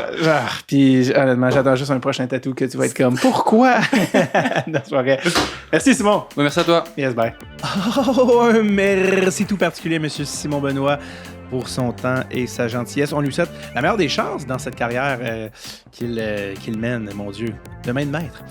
J'aimerais remercier également toute l'équipe de Dreadful Tape qui vous apporte ces épisodes. Je parle de Amelia McGuire, Saint-Onge au booking, Jordan Chouanière au montage, également Jordan, j'ai déjà dit, Fred Levac, le jingle que vous connaissez, également les transitions musicales, Maddie Blanchard qui fait les réseaux sociaux pour les extraits, puis Tommy Gunn qui est un gars qui encourage depuis le début le projet. OK. Je vais également remercier vous autres qui écoutez à chaque semaine. C'est vraiment quelque chose qui me touche énormément. Parlant de vous autres, je vous rappelle les amis, dépêchez-vous, c'est votre dernière chance. Venez voir David Bocage au Club Soda. Il reste des billets, mais il en reste pas tant que ça. Faut que tu te dépêches si tu veux voir le spectacle. C'est le 8 avril au Club Soda. C'est la dernière chance. Si après, il n'y en a plus. DavidBocage.com. Je pense que je peux parler de même jusqu'à la fin des temps. OK. Bonne semaine, tout le monde.